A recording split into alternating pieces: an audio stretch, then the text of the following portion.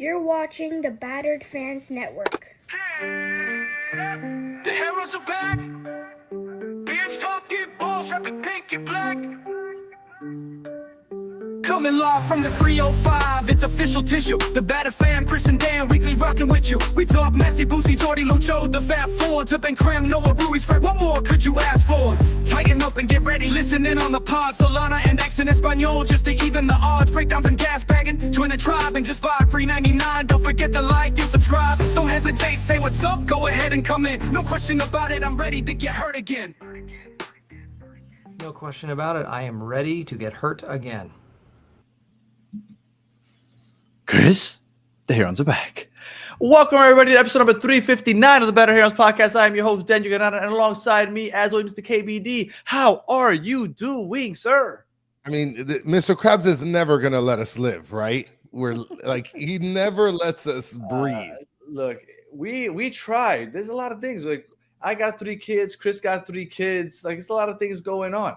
So we are definitely gonna. We apologize for being a little late, but we're here now, and we have a very special guest joining us. We always like to shout out the OGs. We're constantly talking about Peter Brown, Uncle Ed, Julio, everybody back from the Fusion days. But we have the OG, the beat reporter from, I believe she was writing for Miami Herald when the Fusion were around, and I guess she'd be the best person to tell us. So we are going to bring on none other than Michelle Kaufman that joins us right now. How you doing, Michelle? Good. My head looks big compared to you guys. Hold on, I'm going to move back. Okay. I was like too big of a head on the screen. I'm good. And yes, I covered the Miami Fusion way back. In fact, I was at the Waldorf Astoria Hotel in New York when they announced the name of the team, the colors, the logo, the uniform. They had a whole big event in New York with the commissioner of the MLS and Ken Horowitz, the owner. And I went up there for the Miami Herald to cover it. And that was where they unveiled that the colors were going to be royal blue and yellow. They showed the logo. They showed the name, which had been a contest, a fan contest that somebody won by calling it. It was a fan contest, and it was called the Fusion.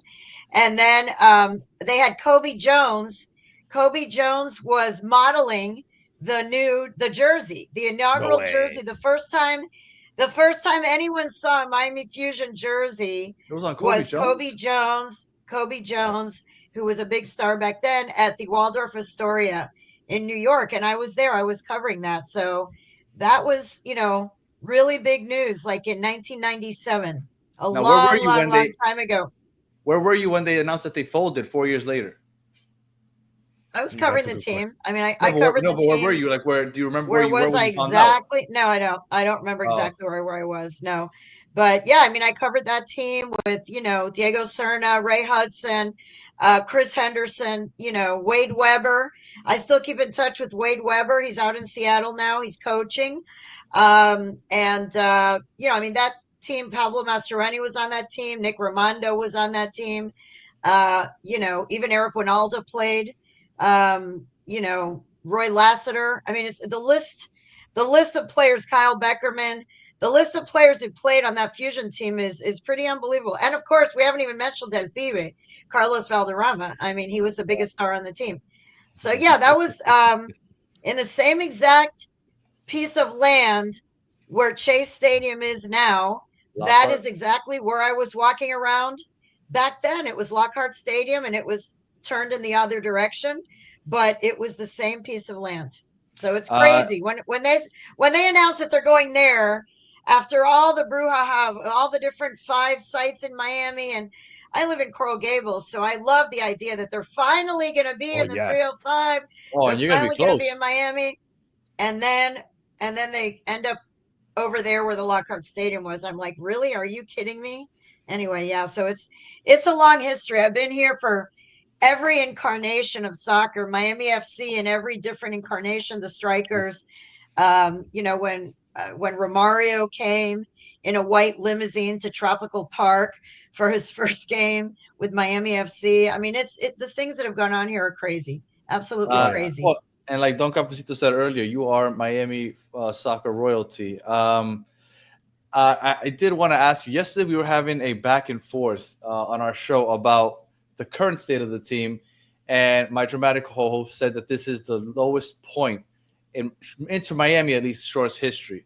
So I kind of wanted to get, since you've been around and you've seen it all here in South Florida, would you consider this moment right now, after the last month and a half of disappointment with the expectations we've had, being the lowest point in our short history? Can I add some context though? Yeah. I mean, we literally have the best roster we've ever had ever. And it just sucks to be able to see this roster playing in this fashion. So, like, rock bottom, yes, it may be a little extra, but in terms of what the expectation is, I feel like it's rock bottom. Maybe it isn't, but that's the feeling I have. I don't think it's rock bottom. I mean, rock bottom is when they were dead last, when they were in last place and there was no hope. And that was rock bottom, when they had whatever 10 games where they didn't have a single win and nothing. And I mean, and there was no hope. The roster would. Now you look at the roster that they have. It's the most. And yes, I would say right now it's a big disappointment compared to the expectations with the roster, the most expensive roster in MLS history. The most expensive roster in MLS history is in 6th place and has only 1 win in the last 7 games. I know that is depressing for the fans, but when you look at the roster they have, I still think, and it's only May, there still is plenty of time for them to. All it takes is 2 or 3 games for them to win, and they're right back in first place. So I don't think they've scored goals. There were periods where they couldn't even score goals. I would not say this is rock bottom. Is it disappointing? Yes, they are falling way below expectations. And the ownership are the ones that set these expectations. Jorge Mas said, I put in my column, I had a column yesterday about what's wrong with this team on MiamiHerald.com. And I said right at the top that Jorge Mas said this is going to be a trophy-laden season. Those are his words, trophy-laden season. And I said the only thing it's laden with right now is questions, a lot of questions and a lot of disappointments, because he was saying that this team was potentially going to win all the trophies. And they're not going to win the Champions Cup. We know that. Club World Cup is going to be very difficult with Porto, with Palmeiras, and the Egyptian team. I talked to a legend from Al Ali, who I wrote a story about, that he said the people in Egypt, all they're talking about is this game. I mean, here no one is talking about this game yet.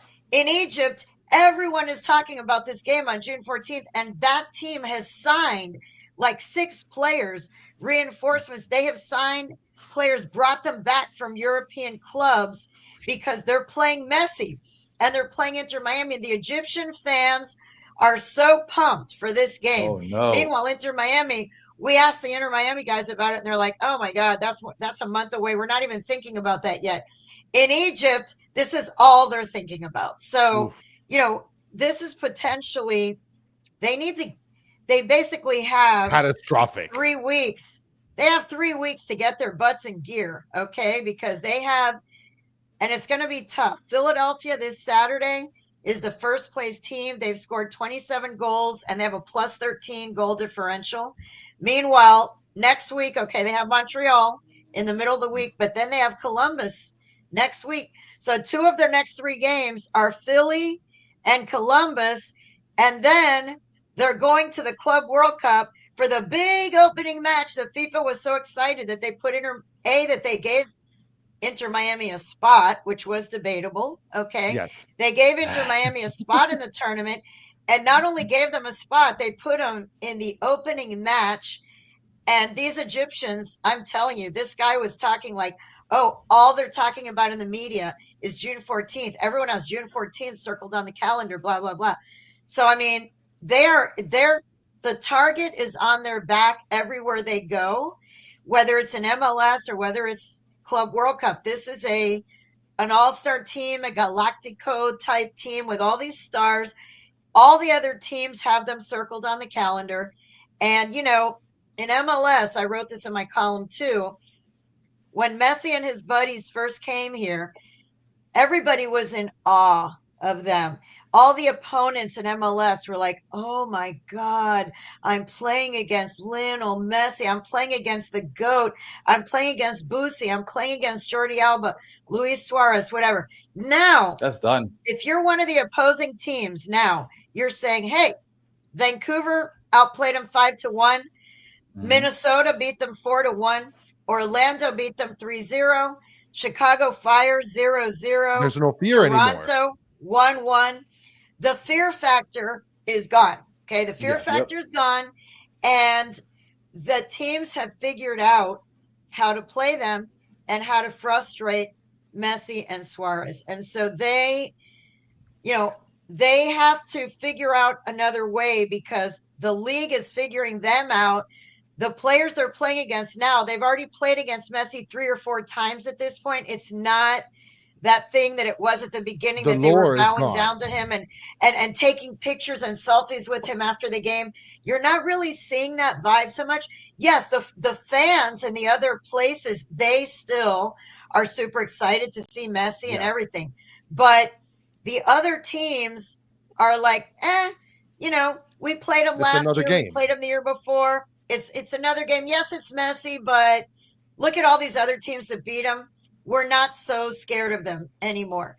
And so this is what this team, when you have a team that has so many stars, where as the most expensive roster in MLS history, the rest of the league is laughing every time they lose. They are snickering. They're putting nasty memes on social media. They're mocking them. They are mocking them. And this is what you Well, signed that's why up this for. feels so bad. That's why I it feels so know. bad. Well, 'Cause you in said, Michelle, 2021 that It's embarrassing. It's embarrassing. it is right? absolutely. Go ahead, Chris, you Danny. gonna say? No, I mean, back in 2021, I mean, you knew you Was had the sort lowest of a, point in my opinion.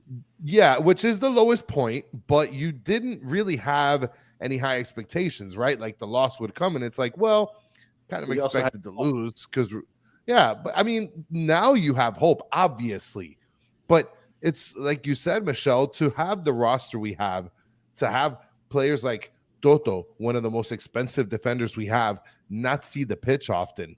I mean, it's brutal. And Danny, I don't know if you agree. Well, to that that's where I point, think- Michelle. Yeah. Well, I'm sorry, Michelle. It's just you said that the league is figuring them out, but my question is: are they figuring them out, or is it specifically Mascherano? Because I feel like they hadn't figured out Tata, and Tata was here for a year and a half, and they really didn't figure out the attack or weaknesses in the defense. But it feels like the attack has become predictable, and I think, and although I've said it a bunch of times on the show, he's not going anywhere anytime soon because there is no replacement. You can't just go ahead and give him the door without a replacement. But I do think they figured Mascherano out, and that's why now all of a sudden he's changing the tactics and formations like 3 games in a row because now he's trying to figure things out on the fly because I feel like they have figured Mascherano out at least. I think Tata did a great job. I was a Tata Martino defender all season last year. The guy Me too. had them in first place the entire season from beginning to end of the regular season. They stayed in first place. Messi missed 2.5 months. And everyone, I remember when he first got injured, it was like, oh my God. Or when he was going to go play with the national team. Oh, there's going to be a dip. They need to win games and collect points now because when Messi's out, they're going to lose those games. Well, guess what? And Messi Gressel missed did awesome two and during a that half time, too. months. Everyone played great. I mean, Luis Suarez carried the team. Luis Suarez, in my opinion, was definitely a candidate for the MVP of the team. And Drake Callender was playing amazing, and Luis Suarez was playing amazing in Messi's absence. So Tata had that team in first place from beginning of the season until the end of the season. Okay, and I thought he managed the team very well. Yes, the defense was vulnerable. The defense was leaky. And it still is. Okay. It still is. And so the thing is, though, you know, I put in my column, which you can read at MiamiHerald.com. We will never know. We're never going to know what really happened with Tata because he was a very dignified private man who kept everything very close to the vest. He was not an open book. He was very, serious, business-like, kept everything close to the vest, and a very dignified person. He would never, ever say anything bad about the organization or about anyone in the organization or about anyone on the team. But to me, and based on people I've talked to, inside the club and a lot of people that I know, because I've been doing this now for 38 years. Yeah. It's ridiculous how long I've been doing this. Something happened there where when he said he left for personal reasons, I think the personal reasons were not that he had some medical issue or some family issue or something. I think it was personal issue, meaning there was a difference of opinion of what he wanted to do or who he thought should be running the show versus who was, or, I know that he was a big fan of Chris Henderson, and he would constantly, in every press conference, he would mention, if you would ask him about Yannick Bright, for example, or Noah Allen, he would always say, he would always say, yes, because Chris Henderson and Nikki Budalic, and he would name all the guys in the coaching department, in the scouting department. He would always say, we have a great scouting department that is finding some of these hidden gems, some of these players. He was always giving credit to the scouting department. And lo and behold, he leaves, Chris Henderson leaves, everyone on the scouting department leaves. So everyone who was in charge of that team is pretty much gone and replaced by people that have very deep ties to Lionel Messi. Okay. Oof. So you have Guillermo Hoyos was promoted from the youth academy staff to replace Chris Henderson as sporting director, and Mascherano was brought in as coach. Now, when Mascherano was brought in as coach, well, that's when we had the Sanlehi deal. Yes, that whole thing happened where he supposedly had a run-in with him on a bus in Las Vegas, or I don't know, something or other, some kind of drama. And, I put this also in my column that Messi, this club and the league, the whole league of MLS and Apple and Adidas and Inter Miami ownership and the coaches and the players, they want Messi has to be happy. Okay. If Messi's not happy, nobody's happy. It's kind of like, when you hear in a house, like if mama's not happy, nobody's happy in a house. The mother has to be happy for everyone else to be happy. I know that's true in my house. If Messi's not happy, that's not good. Messi is the focal point of everything, not only with this team, but with the league. He drives attendance. He drives ticket prices. He drives merchandise sales. He drives Apple TV, ratings. He drives everything. And so he has to be happy, which means, I'm not saying that he personally goes and handpicks everything, but everything is run by him. And he has to sign off. He has to sign off on everything. And everyone defers to him.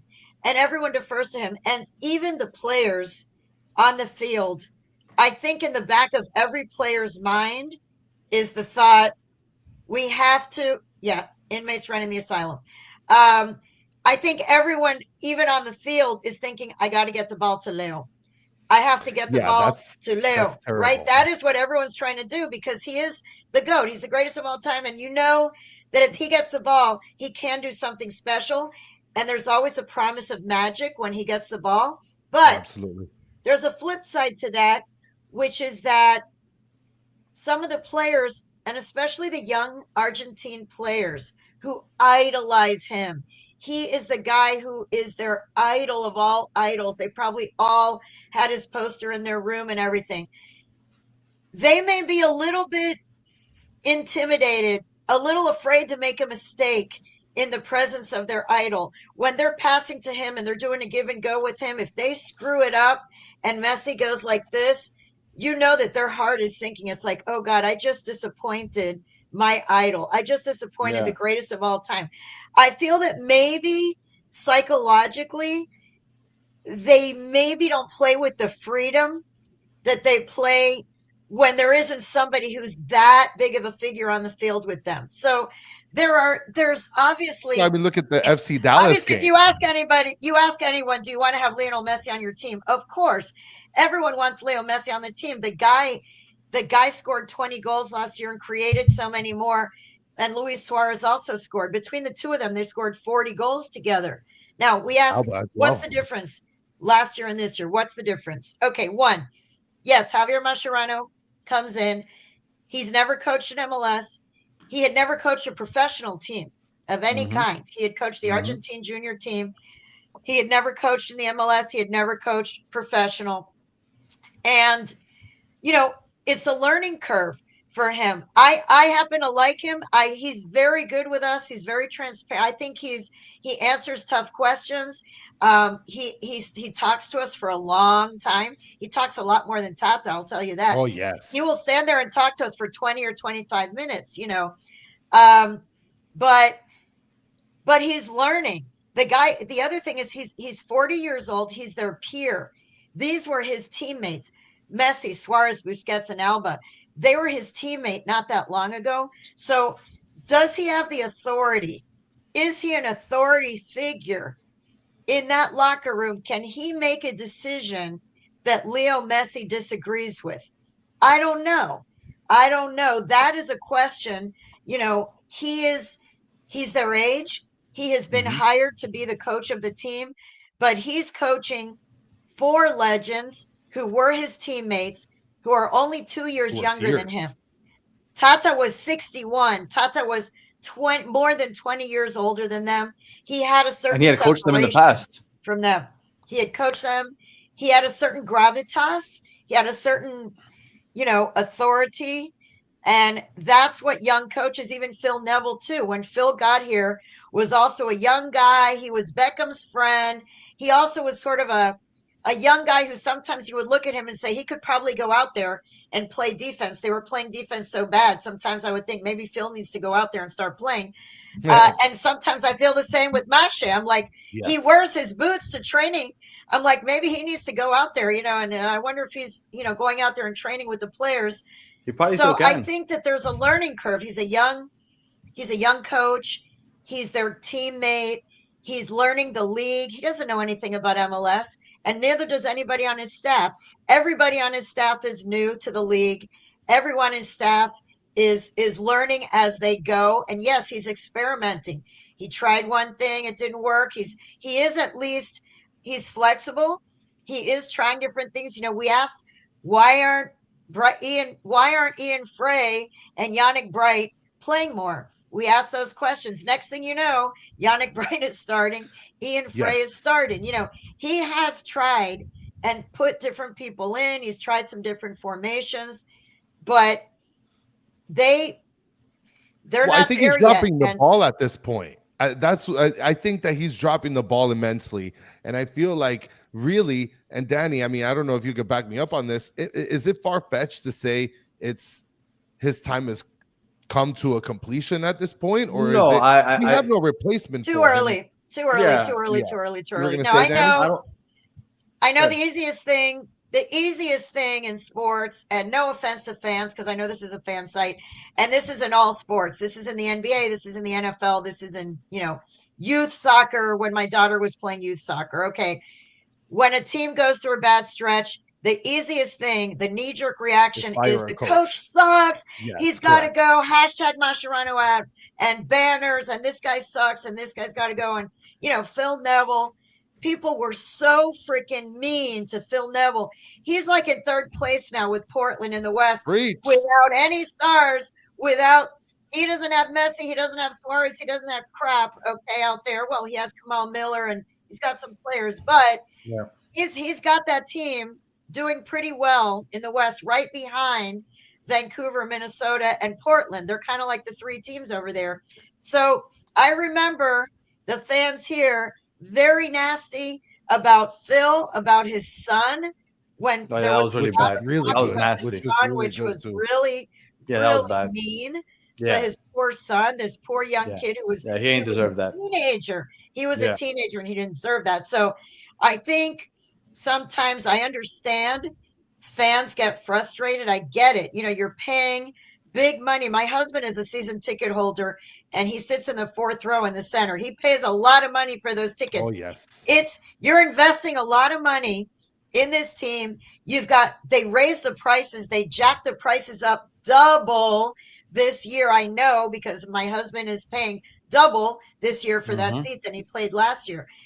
And it's because of Messi and his Barcelona buddies that they raised the prices, right?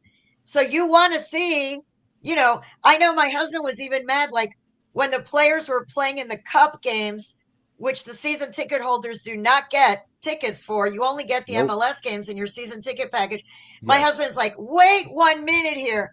I'm paying my season tickets are only for the MLS games, Mhm. and they're telling me that the MLS games are secondary to this Leagues Cup and Champions Cup and all this. He said, no, I don't want that. I want them to play in the MLS games that I'm paying a crap load of money to go see these Of things, to see course. these players. So I understand the fans' point of view because my husband is a season ticket member.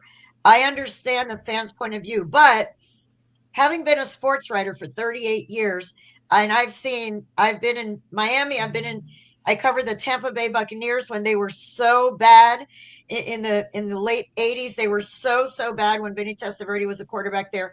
And then Ooh. I went to Detroit and I was 7 years in Detroit covering all kinds of things over there with the Lions, the Pistons, the Red Wings, the Tigers. I've been around the block a million times, and I can tell you that this is too early to fire Javier Mascherano. It's only May. The MLS season doesn't even end until late October. They still have the Club World Cup. Now, does it look like they have a chance right now? It looks No, like it's going to be no. tough, like I mentioned. But what if they do? What if they go in there and get through the group stage? I mean, I think that's all we could expect anyway at this point Well, with a if team if like they this, if they considering the beat other teams if they beat the Egypt team and they draw one of the other and two get a games, it's tie, possible. Yeah, it's it's possible. possible. Right. Right. So I think you still, in my opinion, you give the guy a chance. At the very least, let him go through the Club World Cup and see what he does.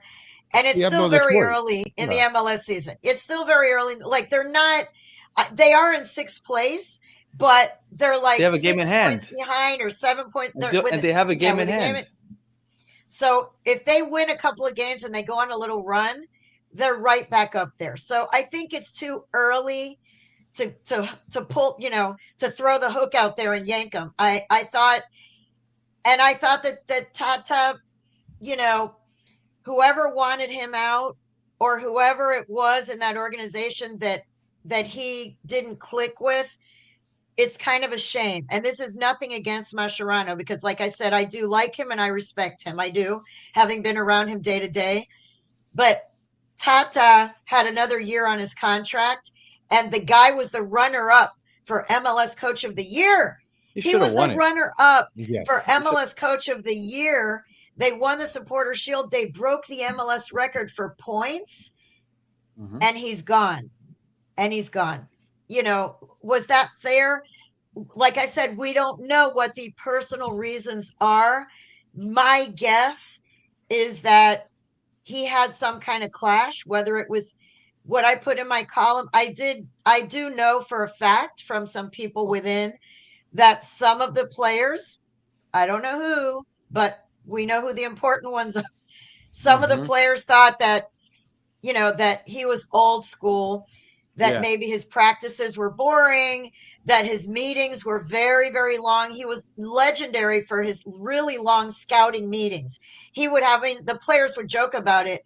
His scouting meetings, he would scout the other teams. Like he would sit there in these film sessions and break down every single player on the other team and all this stuff. Now, I'm saying right now, hey, maybe they could use that, a little of that Yeah. right now, a little of A that little Absolutely. bit. discipline, a little of that studying. Maybe they need to do a little of that studying.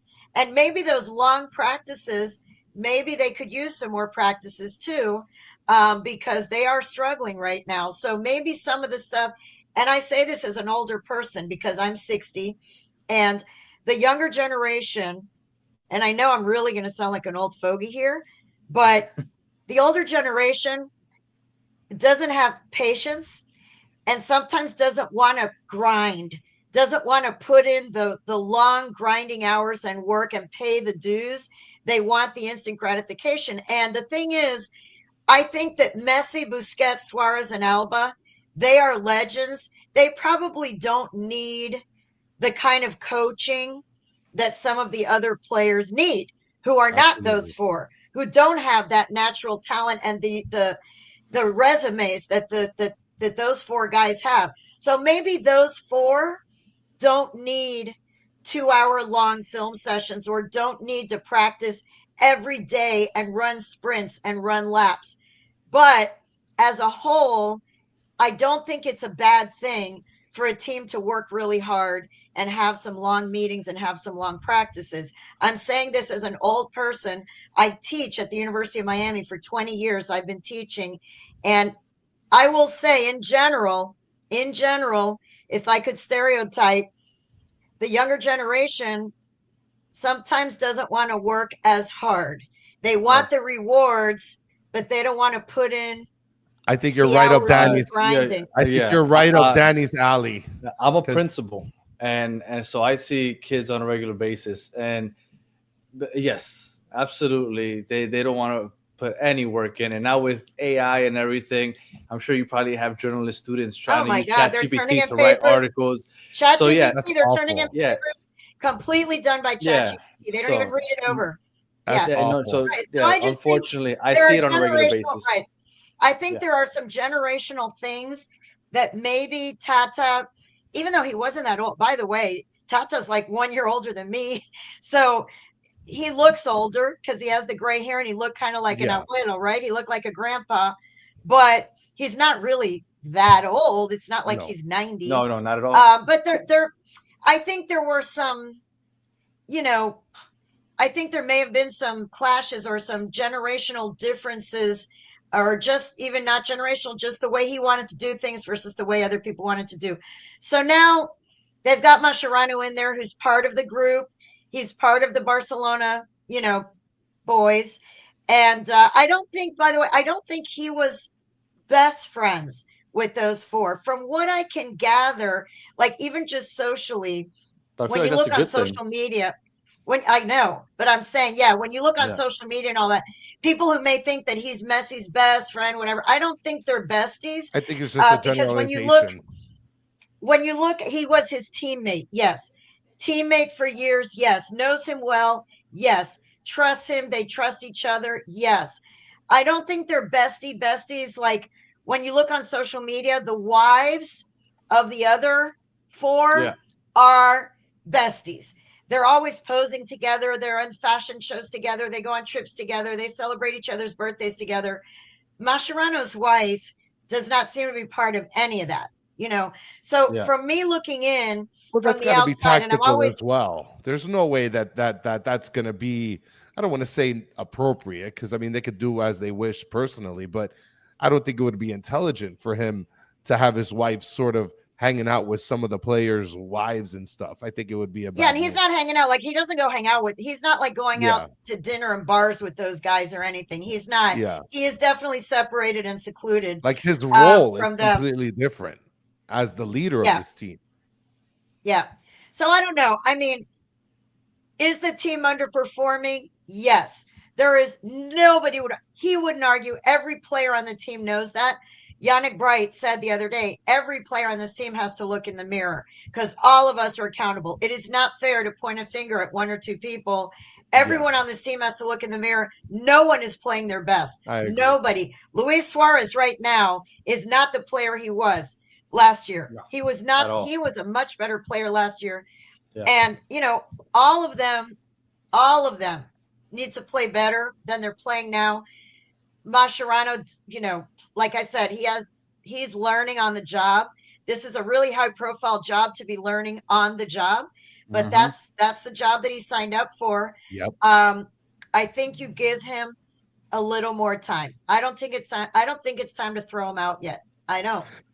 Well, and Bright and Noah Allen are the two to me that have stood out. Go ahead, Danny. You were going to say something? No, I know Michelle has to wrap it up soon, but I I'll wanted to stay on ask a you little one more. quick No, I can question. stay on a little more. It's okay. Yeah. Okay. Well, I wanted to throw this not conspiracy theory, but this is my thoughts. I had Angel here. He commented, "This is why Messi hasn't re-signed." Now, Jordi Alba, he re-signed, and obviously, he does as he needs to do for his personal gain or whatnot. His career is his career. But I do think he doesn't re-sign for 2 years if he doesn't have an inkling that Messi's going to re-sign. I do think Messi resigns. I think Messi's going to resign. I think Messi's resigning. Okay, I so think do I. But I think they're planned out. waiting. They have a whole ceremony planned out so that they can do a big ceremony and get people to buy tickets for the new stadium. I think that was my conspiracy theory. There you go. Yeah, that's what I was gonna say. You just blew it up, Michelle. I got my call today to set up because I got my tickets in 2019. So I'm first in line to kind of get my seats in the new stadium. Once they run through those people and they can open it up to the public, all of a sudden, I think that's when the Messi announcement comes out, because that's when everybody's going to get really excited and start purchasing the tickets. So that was my conspiracy theory. So that's what you think also. Oh, I mean, everything with this team is a business. This is a business, and Messi is at the central focal point of everything that this team does. So yes, they need to energize the fan base and excite the fan base for the new stadium. That stadium, they're spending $300 million to build that stadium. They want people to go to that stadium. And I went again because my husband's ticket. I went to that experience thing with my husband, and he picked out his seat for next year. And it's nice pretty cool, by the way. You go there. I went to it also. I just couldn't. I also went as well. Yeah, I took a couple pictures. That's it. Yes. Yeah, well, I have to wait for the general. My husband plunked down. I was close. He plunked down for the premium seats. So nice. They need people to buy tickets for that stadium. They definitely want Messi to be playing in that stadium. They, this whole project is predicated on Messi christening. He is the Messiah. He is like, I mentioned the other day when he was, I'm sure you all saw the videos of him in San Jose, like standing there on the balcony of the hotel, waving at his worshipers. And I'm like, it was right after the new Pope had been, elected. And I said, like the Pope. Listen, the new Pope is named Pope Leo. He has the same name even. The Pope is Pope Leo. And here was our Leo waving to the worshipers down on the ground in San Jose. This team is built around Messi on and off the field. They definitely want to make a big to-do and a big announcement at the right time when they want people to buy tickets for the new stadium. And believe me, they have everything is a strategy. Everything is strategized with this team from the front office. So I am pretty sure that he is going to sign, and that it will be sometime in the summer when they can then make a big splash for people to buy tickets for the opening game next year. And he'll make some kind of video, and they'll have fireworks, and they'll do some kind of thing, They know they have people like your husband, like me. We're going to buy the tickets whether Messi's here or not. So they're going to get us in. And once they have all of us out of the way, I'll be there as well. Present the new contract, and then you get the other people to come in and purchase those tickets. But yeah, that's what I was thinking, and I'm glad that you just kind of made me feel much better about my conspiracy theory, because now I feel like I do think that's going to happen. The thing is, though, I do think that I'm sure this has been in the planning for many, many, many months, even maybe dating back to last season. They've probably been planning. They probably have a secret calendar somewhere of when all these things were. Okay, Alba will sign on this date, and then Boosie will, and then this one. But the one thing I'm sure that they did not factor in was that the team would be in the kind of slump that they're in right now. And it is going to be hard for them.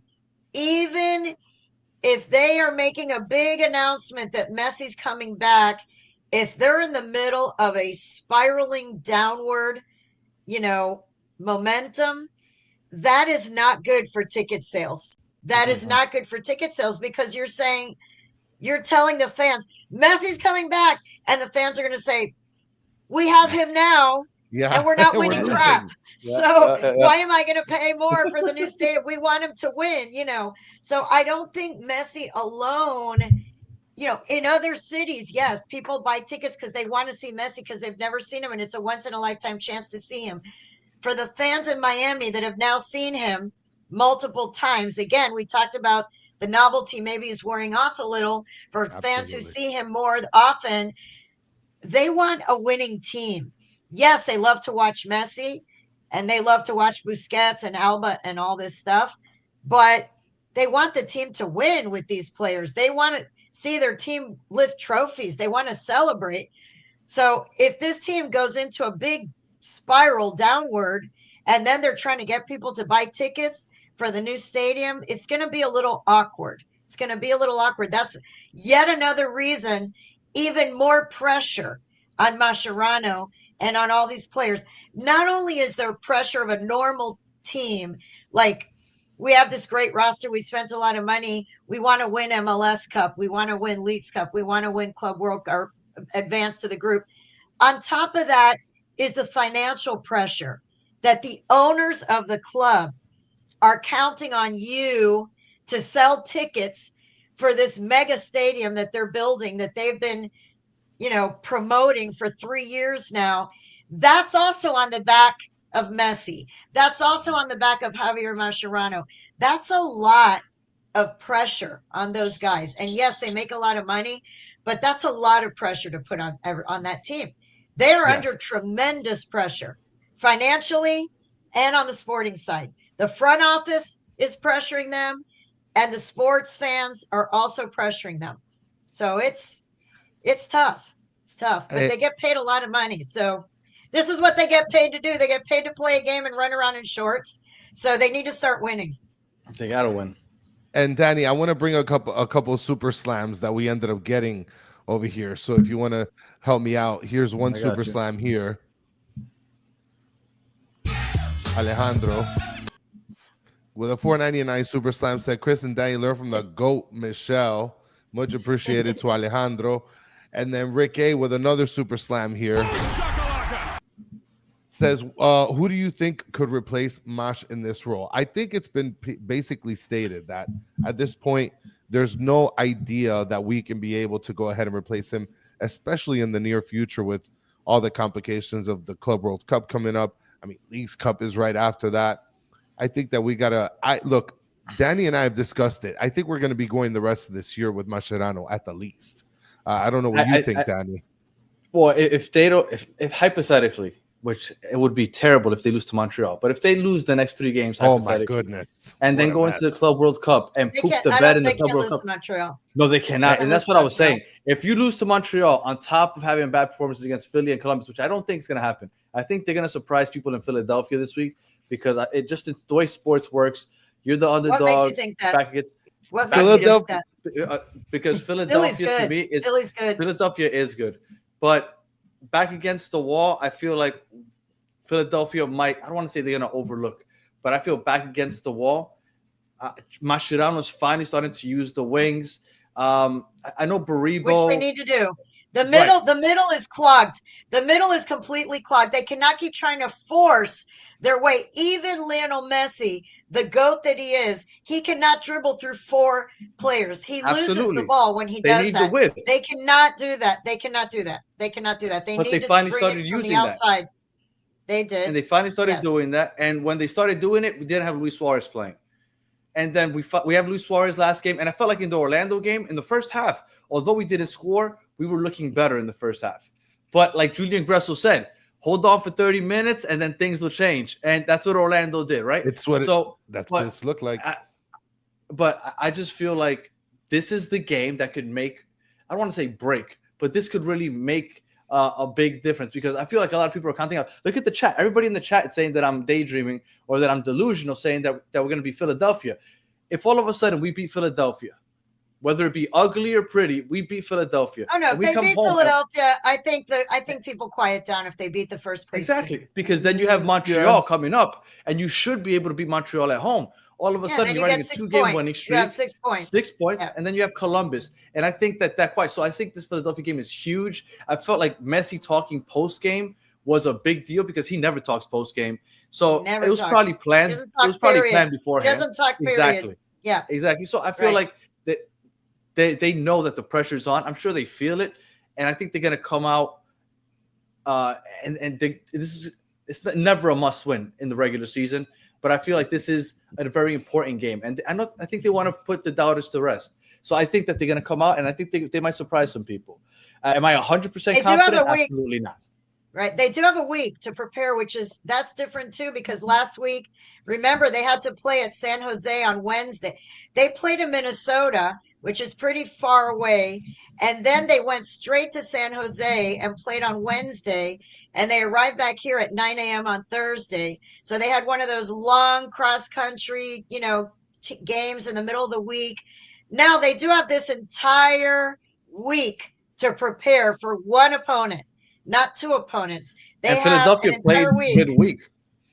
Well, Yes, they played against Philadelphia played- this USL team and they beat them 4-1. Yeah. So that's fun time. I'm not looking forward to it, Danny.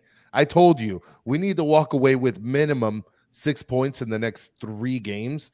If we get less than 6 points, it's not going to be a good time. And I'll tell you this much: I'm not looking forward to driving from Homestead from Montreal and Columbus. I'm not looking forward to that. It's going to be miserable. Michelle, the Wednesday drive. I drive from Coral Gables. Those Wednesday night games are terrible. I-95. It's awful. It's awful. Oh no, that's 2 hours. Most games it takes 2 hours to get there. On 2 a hours. weekday, I could drive to Naples in the time it takes me to drive to the Chase Stadium. I think it's On a 37 Wednesday, miles. I think it on a Wednesday. I think it's 37 miles, and it takes me 2 hours to get there from Coral Gables. Chris drives from Homestead. I drive from Southwest Kendall. So it takes me forever just to get to the turnpike, and then the hour and a half to drive north. So yeah, Wednesday games are horrible. So we said he has to play up the middle. He has to start using the width. I felt like once we played against Trundle and LAFC, he had the blueprint, plug the middle, and then that's what kind of set things on a downhill spiral. I feel like he's finally opening it up. Yes, he's tried different tactics and formations, but I felt like we aren't playing with true wingers. For some reason, he doesn't like to start Fafa. The only other true winger we have on this team is Tadeo Allende. Now, apparently, the 1 or 2 signings coming. Do you really think that we're going to be looking at wingers as possibly those signings, or do you think that we need something else? I don't know. I mean, I also think that he's also was experimenting with Jordi Alba playing kind of a winger. I love and he that. mentioned that that in an interview as well. I think he wants. I think that Jordi wants to push forward. He likes that part of his job better than the defending. He said that.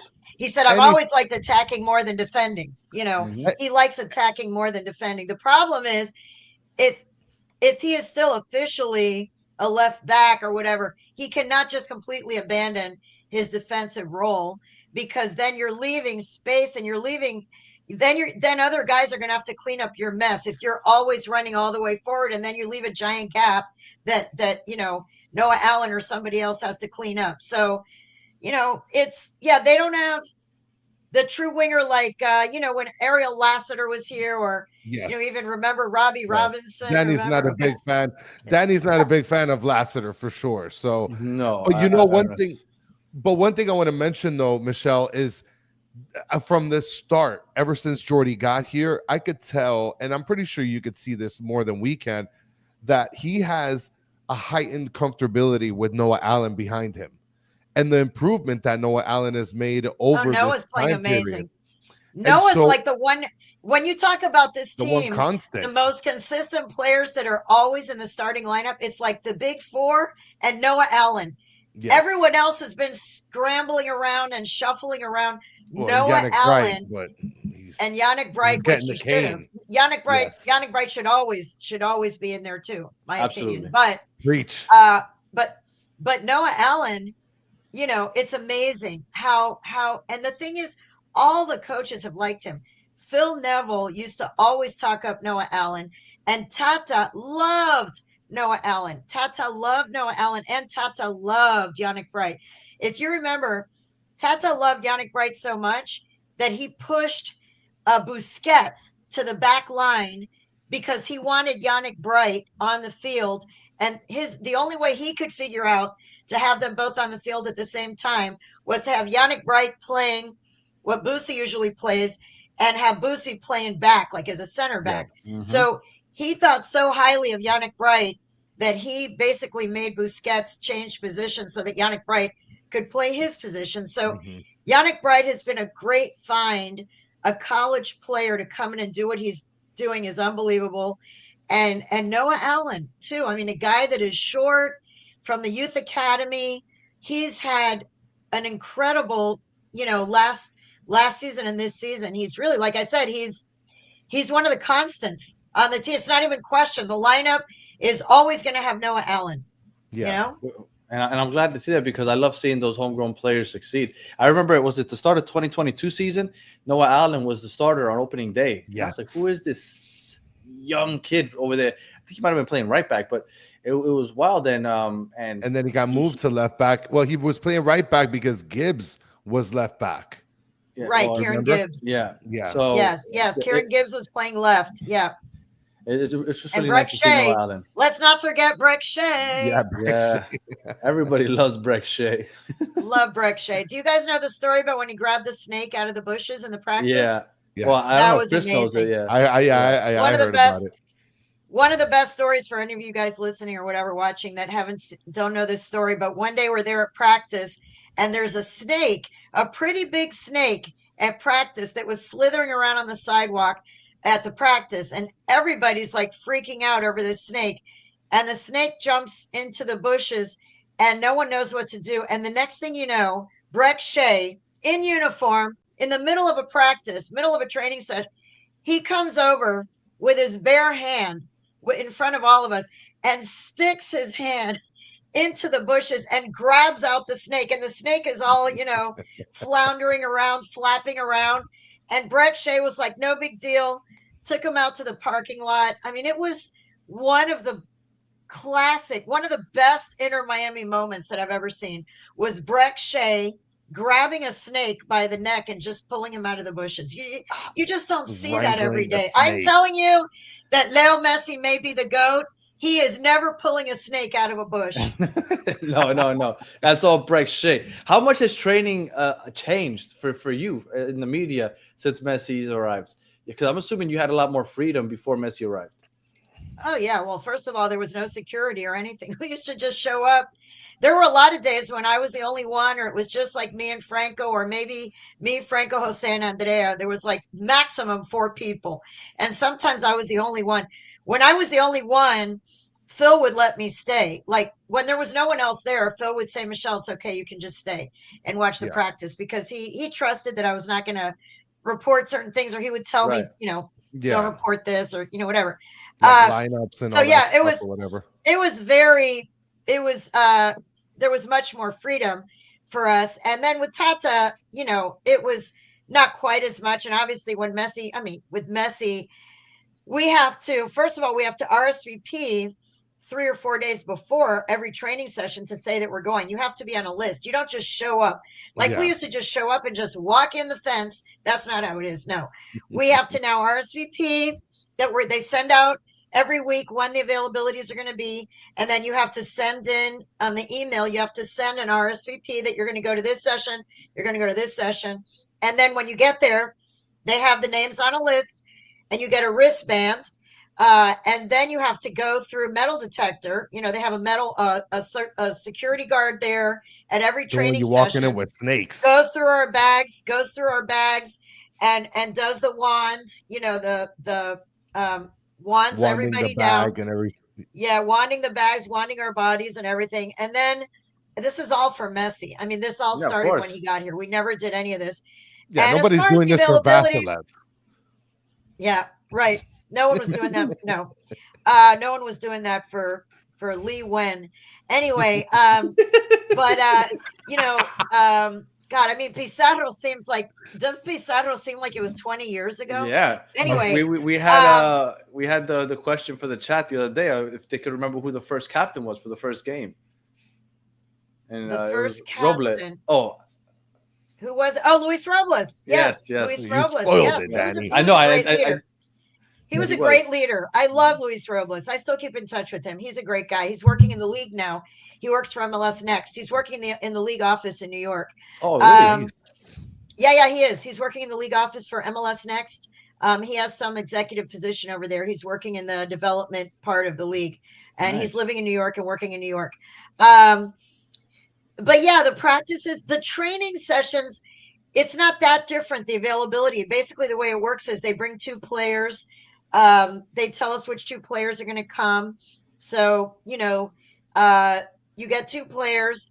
They each talk for about 10 minutes. So that's like 20 minutes. And then we get to go watch 15 minutes of the training. So we got to watch 15 minutes. The 15 minutes we watch is at the beginning of the training. So we basically get to see them walk out there, and then we get to see them stretch, and then we get to see them do a rondo, and they do a rondo, and then it's time to go, and then we leave. So we never really see them. So- We never see them actually train. You No. never get to be part of the asao with Never. the no. Wow. So They you're never not getting invite any us to churrasco. You're not getting no. That's No. out of the window. No mate, No, nothing. we're out. The minute the rondo's done, they boot us out to the parking lot. Oh no. We don't get any treats. We don't get any treats. We do play in a media game, which is coming up in Yes. June. There Oh, is a I media know. game. I don't know if I you've know. heard about that, but Yeah, yeah. we Yeah, have. Xavier does the Spanish show with us, and he's told us about them. So Yeah. That's So- pretty fun. I mean, I play, and I play on the wing. Talk about wingers because I don't even want to mix it up with it. you cooking There out in are the so- wings, huh, Michelle? I You play. stretching Well, the that's you 'cause stretching the field? I stretch. I play all the way to the. I don't even want to get near anybody. I'm like as close to the sideline as I can be. But I do make some little runs once in a while, and I cross it into somebody and hope that they do something. Hey, The thing is, there you a go, lot of the Gressel. people in the media, game, they're like Used they to take play. it really serious. They take it, especially like the Argentine reporters and Latin American report. They take it very, very serious. So I mean, I don't even belong out there. I do it because it's fun. It's supposed to be fun. But for a lot of these guys, it is not about fun. They are there to win. And Jeez, so are they it's trying to try out for Inter it's Miami? Come it's on. a little bit it's a little dangerous for me Whoa. to be out there. I'm I assuming you have try to my sign a best, waiver. but You we do have to sign a waiver. Yeah, that's what I We figured. do have to sign a waiver. Yeah. Yes, in fact, Jeez. someone got injured last year. One of the reporters got injured, fell on his back and was injured. Yeah, it's a very physical game. Sliding It's very tackles and physical. everything? Oh yeah. Red cards, yellow cards. Oh yeah. I No. know. Yeah, but we heard about the game 2 years ago, and then last year, Chris and I started getting on this show. We started telling people to reach out and tell them to add some content creators on there. I would love to Yes. play on that pitch. Oh, what was fun is that they had the players were coaching us. So the Yeah, team that it I was was Gressel on and Taylor. last year, Gressel and Taylor were my coaches. And I think the other team was coached by Joseph Martinez and maybe Drake. Franco Negri. Oh, okay. Or was it? I think it may have been Franco Negri and Joseph Martinez may have been the coaches of the other team. My team was coached by Gressel and Robert Taylor, who were neither one of them is here anymore. I know they both.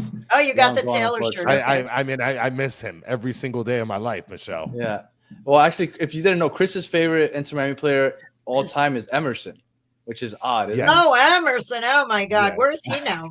Where's Emerson? He's playing in in some Russian league. I was putting together a video clip of all the players. He scored a goal like a week ago. So how about that, Danny? He's way He's in more Russia? serviceable. Wow. Yeah, I had he's hope like- for him, but Yes. but he just didn't pan out. He's all right, Michelle. Do you think if we were to win, because I know you said Jorge Mas, and we're wrapping it up now, but Jorge Mas said that trophies are coming this year. If we were to leave with the MLS Cup and then any other trophy, whether it be Supporter Shield, Leagues Cup, or anything else, or even just the MLS Cup, is it a successful season in your mind? Yes, I do think it agree. is. I think they have to win.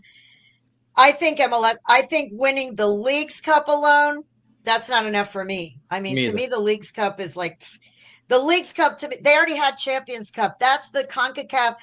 That's where the MLS teams are playing against the best Mexican team. I don't know why they have to do that again. Well, I do know because it's another way to make money. But Absolutely. to me, Leagues Cup is like, there's no history in the Leagues Cup. It started 2 years ago. Yes, Inter Miami won it. It was like the only trophy that they had. But to me, that trophy doesn't carry that much prestige because it's basically a new trophy that was invented by MLS and La Liga. And we already have Champions Cup, which is the same thing with the same team. So to me, Don't winning forget the the Champions Carolina Cup Cup. would have been, huh? Oh, Don't forget well, the yeah. Carolina Cup. The Carolina Cup. Okay. I do think, the Champions Cup obviously would have been good.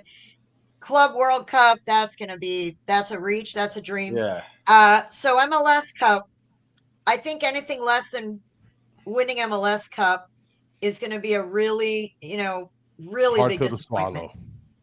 Yes. Yeah. Yes, I agree with the team they have, with everyone who came back, and bringing in a new coach that everybody was very excited about, even though he had no history. So everyone, I don't know, he had no background, he had no history. So we all knew that he had no experience and he's going to be learning on the job. But there were very high expectations for this year. And, Messi was healthy and they knew the league now and this, that, and the other. They know now about the travel. Now they're acclimated, all the things we were saying. Oh, and they didn't go to Asia. They didn't go to Saudi Arabia or whatever for the games. They kept their preseason tour a little closer to home, even though they still went to Latin America. But everyone thought, oh, they didn't go to Asia this year, so the guys are going to be more rested. The guys are going to be more acclimated to the time zones and to the league. Now they know the MLS teams. They know the MLS style. I think the expectations for this year were definitely higher than they were for last year. And they're coming off a supporter shield. So they need some hardware this year. And I'm not talking about the Leagues Cup. That to me doesn't count. MLS Cup or bust, in my opinion. So and get through the group. If they can get through the group in the Club World Cup, that would be massive for them. That would be really nice. Yeah, that would be good. So Danny, I know that we're wrapping it up, but we have a very important question by Sean Callahan. Are we doing Chris questions tonight? I don't even want to bother Michelle with Chris questions. Are we going to do that? I mean, it's just real quick. Michelle, do you want to sit through some silly questions?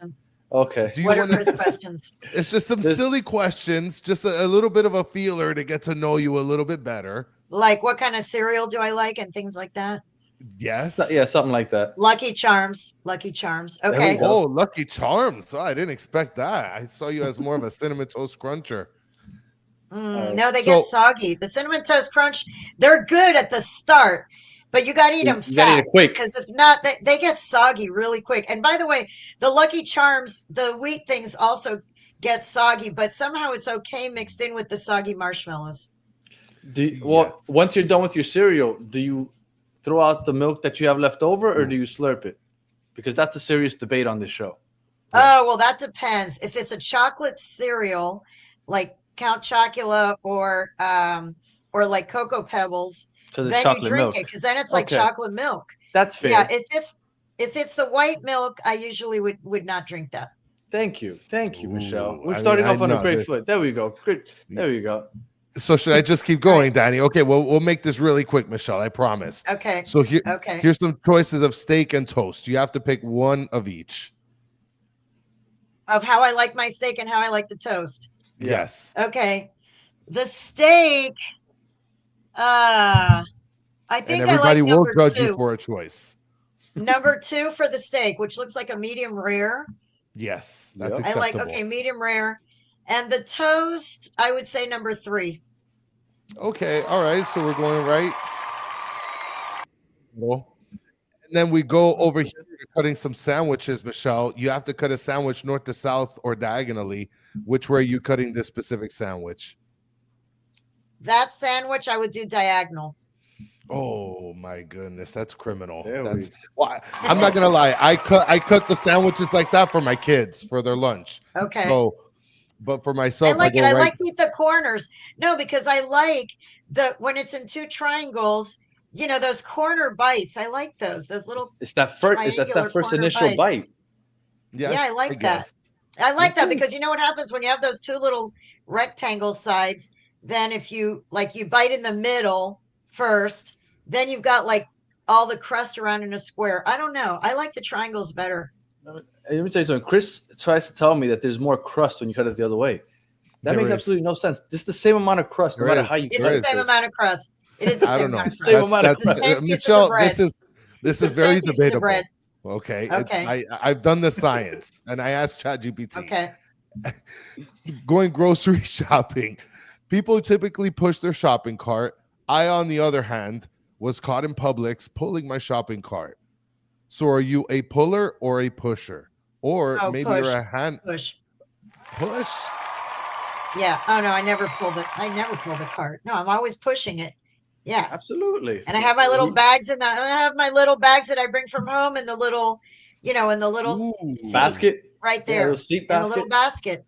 Yeah, I have okay. my Publix canvas bags are all there. Nah, Chris pulls is like a hobo. Yeah. That's listen. It's more efficient when I turn the corners. Danny and I were talking about boy bands, and we're opposed in this situation. But you have to make a choice: Backstreet Boys or NSYNC, or maybe other. Oh, I think Backstreet Boys. Oh I Oh, God, like I love you, Backstreet Boys. Michelle. There we go. I like that is Backstreet Boys. There I we go. Me still listen too. sometimes. I like Backstreet Boys. I want it that way. It's like the Sorry. greatest song of all time. well. Everybody's giving you props in the chat. Upco saying props to Michelle, best guess. And Amanda saying we need that Michelle back on to report the reporters game. Andre saying Michelle is the best. Chris, yes. Listen, I chat GPT'd it, and chat GPT apparently is not wrong until it's wrong. Okay. And It's the Sean same two Callahan, pieces of bread, but it is the same two pieces of bread.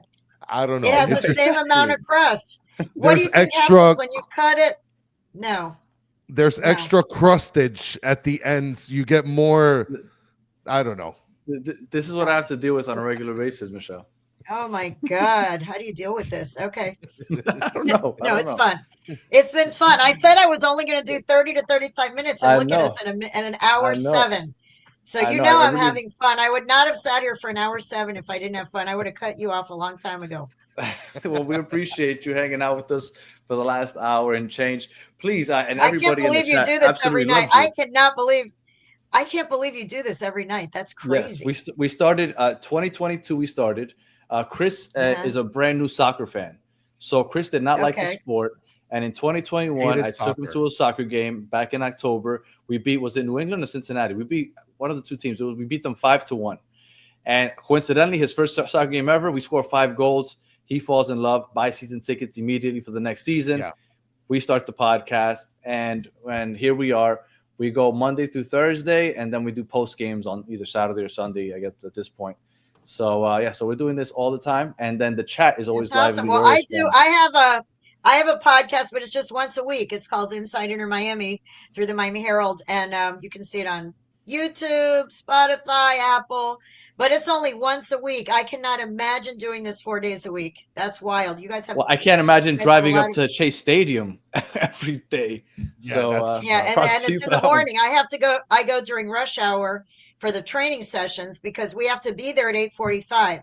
So I leave my house at 7:15 to get there at 8:45 in the morning for the training sessions. The training is at 8:45 in the morning. That's when I have to be there. So yeah, Yeah, and then the games. It's a lot of driving to Chase Stadium. A lot of yeah, driving. no, I And don't have to drive that long. Danny's saying Michelle Kaufman is the go-to guest. No offense. This is Tommy. He's talking about from the Atlanta podcast that we've had on.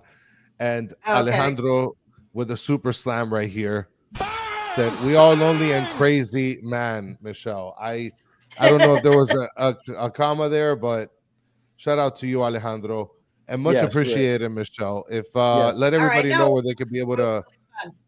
Yeah, Yeah, you can Chris. find my stuff, MiamiHerald.com. I'm on Twitter at Kauf Sports. So KAUF Sports, all one word on Twitter, X, whatever you call it. And then, I have the Inside Inner Miami podcast with my co-host, Andre Fernandez, who's the assistant sports editor at the Herald and also covers high school sports and lots of other things. So we're on it. It drops every Wednesday at 4 a.m. And the reason it drops at 4 a.m. is because, believe it or not, they have checked the metrics, the Miami Herald owner company, which is McClatchy, and there are viewers and listeners from 220 countries. That's how much interest there is in Messi. When you want to know the reach of Messi, I get emails and questions from people from Gabon. I've had to look at the map to see some of the places like Gabon. I've got questions from Sri Lanka, from New Zealand, from Hungary, from Romania, all over the world. People are Jordan. There's a woman in Jordan who's a huge fan of Messi, and she watches my podcast. So it's incredible. I mean, it really, we started it right when Messi got here. I did not do a podcast until Messi arrived. And when he arrived, my editor said, you need to start doing a weekly podcast, because we did one for the Dolphins, the Heat, the Marlins. And they said, Michelle, you got to start doing a podcast now. I'm like, what? I don't do that. I'm like, I'm old. They said, no, you got to do a podcast. So I'm like, okay. So Andre's a little bit younger, not too much, but we do it together. But all of a sudden we started getting comments and texts and emails from people from all over Africa, Asia, New Zealand and Australia, Beautiful thing. all over the place. Yeah. And it was the Messi effect. I mean, we sit here and talk about it, and the fact that he is driving everything. But when you realize that fans from 200 countries are tuning into my dumb little podcast to listen to it because they love Messi and they just want to know everything, any little detail that you can tell them about Messi, that's enough for them. They're happy to get any little nugget they want to get. They're all around the world, so they don't get a chance to see him up close. So it's amazing. It's really, like I said before, and I'll end on this. I've been 38 years I've been covering sports, and I've covered a lot of tennis. Like I covered Federer, Nadal, Serena Williams. I've covered Michael Jordan, Dan Marino, LeBron. I've never seen anything like the cult following that Messi has. It is beyond just loving the guy as an athlete, because I can tell you that LeBron, when the Heat would travel, there were not 300 people standing outside the team hotel with police barricades, and, that just does not happen. So the fact that he just has such an incredible following, I don't know what it is. He has a mystique. He is an amazing player, but there's something about him that draws the public, and it's just, I mean, part of it is the longevity. He's been for Absolutely. 20 full years. He's been since he was a teenager to now, almost 40. So everyone has seen the whole trajectory of his career. But also there's something about him that his fans, it really is he's like a pope, and he has worshipers. To me, they're not just fans. They are it's like a religion. I mean, covering Messi to me is like covering a religion. Yeah, absolutely. And much like you, we have random people joining us live from other parts of the country, and it's crazy the reach that just covering Messi brings. It's really awesome. Michelle, again, thank you again for joining us. Chris, do you have any final words before we log off of here? Go Knicks. Oh God, I apologize for that. We appreciate everybody listening. Oh, we'll be back tomorrow night to preview the Philadelphia game. We're going to be joined by some guys from the Free Kick Pod. If you're listening on audio, appreciate you listening all the way to the end. Please give us 5 stars, comment, review, all the good stuff. If you're watching on YouTube, thank you for watching all the way to the end. Please like, subscribe, share, tell your friends. And as always, for those in the chat, you guys are the best part of the show. We appreciate you hanging out with us for the last hour and 15 minutes.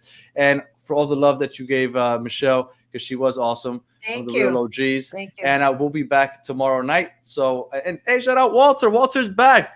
Look, Chris, you didn't drive him away. All right. Thank you, everyone. And we'll be back tomorrow night. So until the next one, have a good one.